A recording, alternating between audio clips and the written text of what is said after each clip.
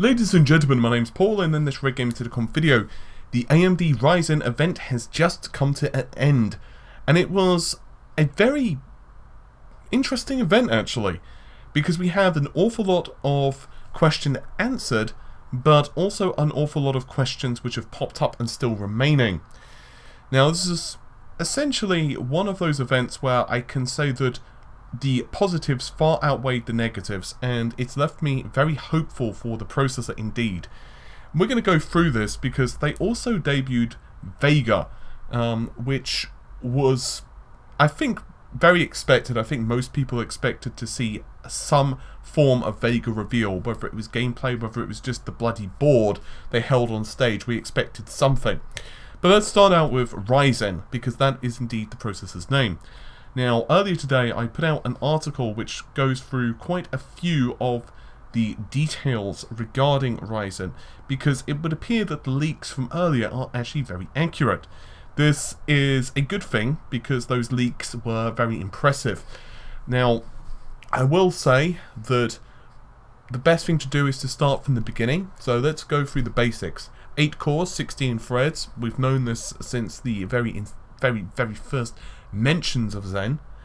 They have beaten their performance goals of 40%. There was no number given other than it's 40%. Now, or more. Now, Lisa Su did tell us that they are still tweaking the architecture, so they're probably waiting for that number to be finalized. All they've said is they've exceeded the 40% goal of their previous generation, but that's it. The base clock of RYZEN is 3.4 GHz or higher with a boost mode. Now, the exact clock speed of all the models of Zen, as well as the boost mode, are to be announced, so we don't know what the boost mode clocks are going to be. It does feature 20 megabytes of total cache, which is 16 megabytes of level 3, that's 8 megabytes per 4 cores, which we've known for some time, and the remainder comes in, of course, as level 2 cache. And naturally, this is using the AM4 motherboard, which is not particularly new. So, RYZEN does sense and adapt to environments, and it does this in multiple ways. One of those is neural net prediction and smart prefetch. We did discuss this earlier on, and therefore I don't want to spend too long on this particular subject. You can check out the article which is linked in the video description if you want more, but there are still some questions regarding this, and I'll get into those in just a moment. But the basic synopsis is that the CPU learns what the application it's running likes to do, and will get a better judgment on how it will request resources, on how it will predict how it will request data or future and subsequent data, and basically it will get a better indication of what is the path the program will take. So when it combines with smart prefetch and the neural net prediction, AMD are telling us is about a 25% boost in performance. I do have some questions regarding this, like how does it work exactly? It's the biggest one. Like, does it work really well with multitasking? Does it only work really well if there's only one application running at a time? Does it need several moments, for example, to get a handle on how the application runs? For example, does it get better after 5 minutes and then better after 10 minutes, or does it only need a few seconds as you load in a level? Those type of things. That would be very interesting to know. Now, there are hundreds of sensors throughout the CPU, and they do sense heat, power, and so on. Now, they will be able to make changes in just milliseconds, and this combined with XFR, which is extended frequency range, means that the CPU knows what environments it's in. So in other words, it will automatically overclock. So basically, if you've got a very basic air cooler, you're not going to get the same clock speeds as Bob, who has, let's say, a AIO, or say Jenny, who is using liquid nitrogen to cool her CPU.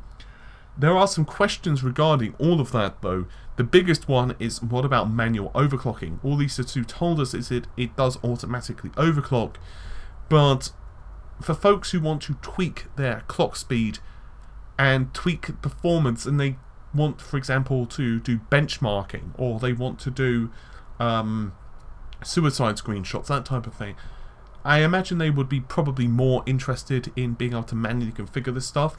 Personally, I don't care super amounts, but I would still like the option to manually tweak. I do believe that will be a feature, but I would have loved for her to clarify exactly what that is. The only reason I'm pretty sure that we do get a good deal of manual control is because on the X370 platform and the B350, they did mention multiple times that there is overclocking controls on them. So how that ties in to the automatic side is down to, well, imagination, pretty much. The big question, however, is performance. At the end of the day, there's no point buying a CPU if the performance sucks. Fortunately, this performance doesn't suck from what we can gather.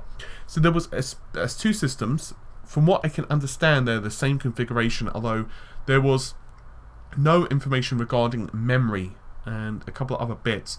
Although later on, they did say one of the graphics cards they were using was an NVIDIA Titan X, but that still doesn't tell us, for example, what the configurations were in terms of driver revisions. It doesn't tell us what the configurations were in terms of like what SSDs they were using, what memory times they were using, but she did tell us that essentially the systems were exactly identical apart from the processors. But anyway, the Blender demo, which is pretty infamous at this point from previous Zen tests, was back. It's rendering something a little different. This time, however, Ryzen is running at 3.4 GHz, that's with no boost. The 6900K is running at stock 3.2, but is allowed to boost up to 3.7. The good news is, ever so slightly beat Intel. And this is considering that the Intel CPU is A, $1,100, and B, it has a TDP of 140 watts, while AMD has a TDP of 95. The next benchmark they showed was Handbrake, which was the same system configuration. The difference here though, is of course they were transcoding video. So Intel managed it in 59 seconds, Zen was about 10% faster, with 54 seconds. Now, there is one other big reveal, and that was Vega. Unfortunately, it didn't really show us as much information as perhaps we'd hoped for. Given those Doom leaks, where we actually saw a frame rate counter and other bits and bobs, I expected to see Doom gameplay, or something with an actual frame rate counter which was very clearly legible, where we can actually see someone playing it, and then perhaps a subsequent system. What would be absolutely amazing is if they decided to run a game like Ashes of the Singularity on the same system, on two opposing systems like a GTX 1080 and a Vega, or whatever games, I don't care what they are, just with a benchmark. But unfortunately they didn't do that. I would have loved to have seen, for example, Gears of War built in DirectX 12 benchmark. That would have been amazing. They didn't do that and used Star Wars Battlefront, which I thought was a bit disappointing. They did say, however, it was getting 60 FPS or greater in the testing, and that was running at 4K, and once again was also using a Ryzen CPU. Now, if I had to take a guess, it's because the drivers were not optimized. From what I'm understanding regarding Vega, they're still using Fiji drivers, so in other words, the same drivers found in the Furies, and therefore they're probably not 100% confident in the benchmarking yet, and they don't want to get tied down to specific numbers until the CPU and the GPUs are ready for launch. The other thing they don't want to get tied down for, of course, is pricing, and the absence of pricing was sorely felt. There's no point in telling us, well, gee, the CPU competes with a 6900K and it's $1,100, but then you don't tell us your price point. Now, I do believe that the CPU is not going to be more than like 500. I think that's pushing it. I actually believe it's going to be between 300 to 400 given leaks for the lower end SR7 or the 8-core 16-thread module processor. But at the end of the day, that's based on leaks, and I want official confirmation. I would have liked for her to have said, at the very least, something along the lines of, but don't worry, we're half the price of the 6900K. Some indication would have been great, but she didn't, and I felt that was a bit of a sadness. That was a bit of a sadness, Giddy. Still, I think I'm going to get going for this video because there's a lot of stuff that I want to mull over for the next 24 hours. I will put out some more Zen stuff tomorrow, which is probably going to be more of an all we know type of thing. And there is a lot more I need to do. I'm putting together a Scorpio video, that's the next one, since I've got the Crimson Relive drivers benchmark up, which I said I was going to do. I've got a headset review to do, as well as a keyboard review from a couple of different companies, but one of them being Brocat. They've sent us a couple of products, and they're very cool, so I want to do some reviews on those. And obviously with the Christmas period, we've got other benchmarks as well. I am still working on the PS4 Pro review. I know it's taking a while. Unfortunately, with so many games out, I wanted to have a good testing sample rather than just throwing them out there. So hopefully I can get that done over the Christmas period as well.